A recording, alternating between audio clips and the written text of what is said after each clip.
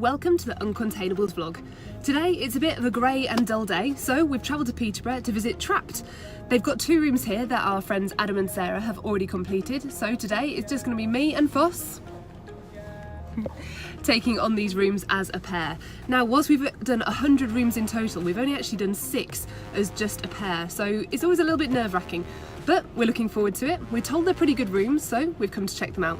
So, wishes the very best of luck. Let's see how we get on.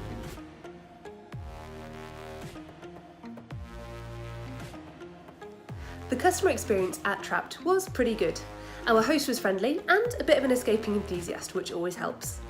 We played the 2 rooms here back to back, and between games had a bit of a friendly conversation as well as being offered drinks, so you can't ask for much more than that.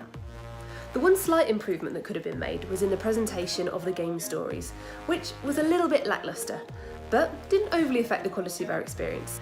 The cost of the games here was $19.50 per player for a 2-person team, or $14.75 per player for a 4-person team, which, for the quality of games at this venue, we thought was pretty good.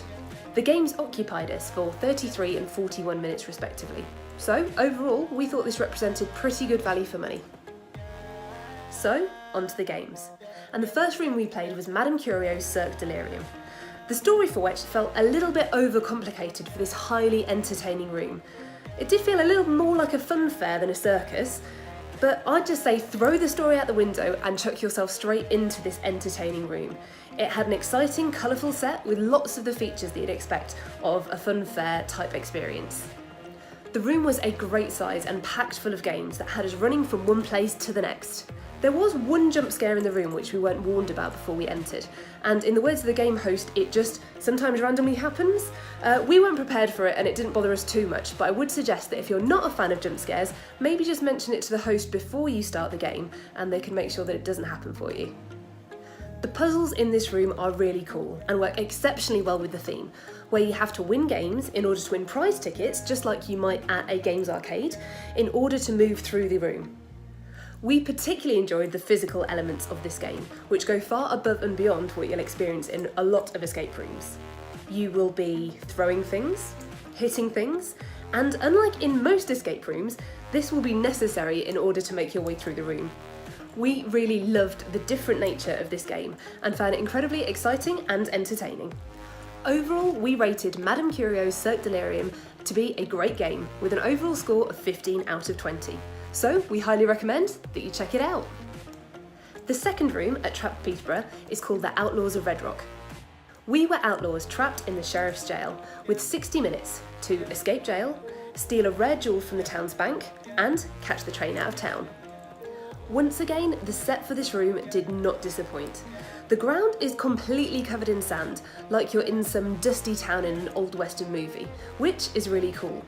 Plus, the props for the puzzles are very much in keeping with the theme and historic nature of the room, which is really nice to see. Traps do give you shoe protectors to protect yourself from the dust and sand in the room, but fair warning, maybe don't wear your favourite pair. The puzzles in this room were more typical of what you generally see in an escape game, but they did stick with the theme of the room really well. The game was also pretty linear, so generally it was clear what had to be done next.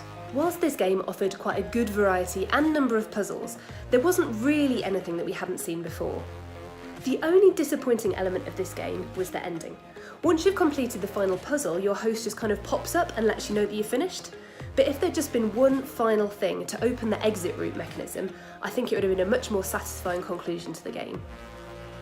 That being said, we still gave the Outlaws of Redrock a score of 14 out of 20, making it a great game.